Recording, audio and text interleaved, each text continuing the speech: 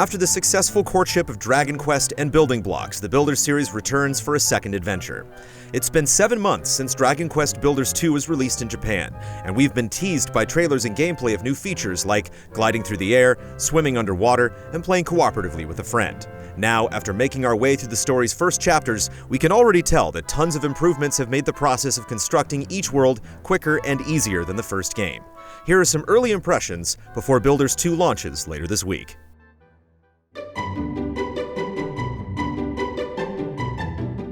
Builders is about turning damaged or abandoned settlements into thriving communities and becoming involved in the plight of the people who live there.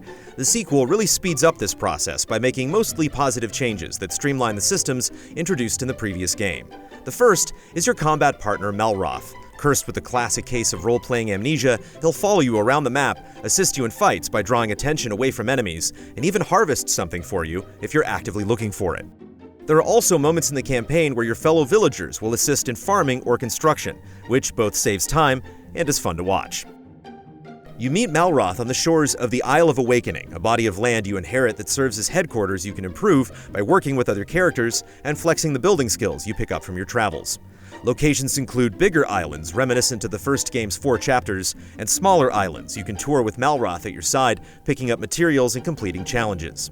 In Builders 1, your stats were only raised after forging new weapons and armor, but in Builders 2, you and Malroth also level up together after gathering experience from fallen enemies.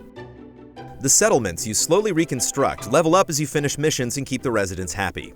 They show this in a strange way by dropping red or yellow hearts whenever they're fulfilled or inspired. You have to manually pick each of these hearts up or ring a community bell to summon all residents and their manifested emotions. It's nice to see each resident do their part in leveling up your base, but the hearts can make the environment look cluttered. It's a bit of a hassle to round up everyone's mess, whether it represents happiness or not.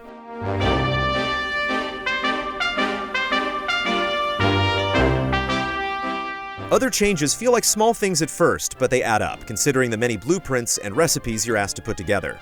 Like Minecraft, usable items are displayed in a row of boxes on the bottom of the screen.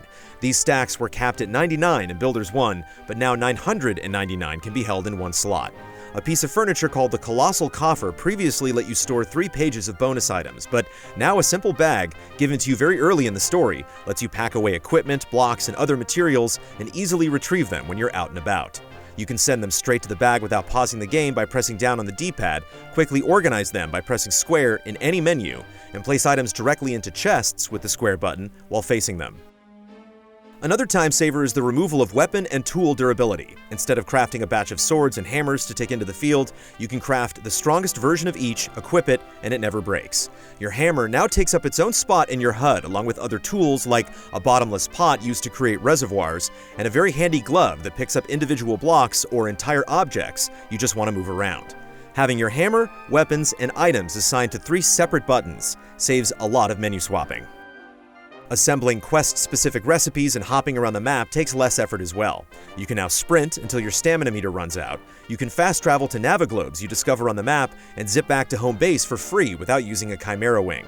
Quest ingredients you need to make or collect are now labeled in bag and workbench windows, so you can clearly see what you have to craft at a workbench or take out of storage when you're gathering different quantities of different items, a process that required a sturdy memory or a pen and paper in the first game.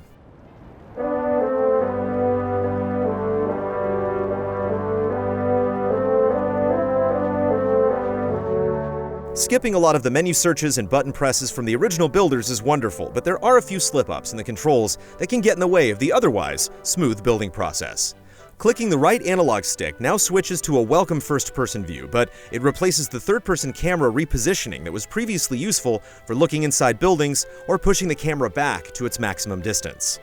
The X button now cycles through the last 3 tools you used, but you may find yourself accidentally triggering nearby furniture or objects instead. While not every part of the controls have been translated efficiently, there are several options to select the button arrangement that best works for you. The multitude of changes made to Builders 2 take a while to adjust to if you're familiar with the controls from the previous game, but over time, they really speed up the experience and allow you to focus on being creative or addressing the challenges that really matter. We have many more islands to discover and projects to finish before we get to the end of its campaign, but you can start your own crafting adventure in Dragon Quest Builders 2 when it launches on PlayStation 4 and Switch on July 12th.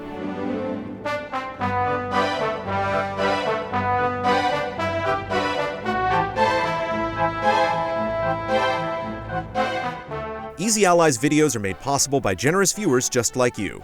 If you like what you see, check out patreon.com/easyallies to help us make more. For just $1 a month, you can gain access to weekly updates, spoiler discussions, and exclusive shows.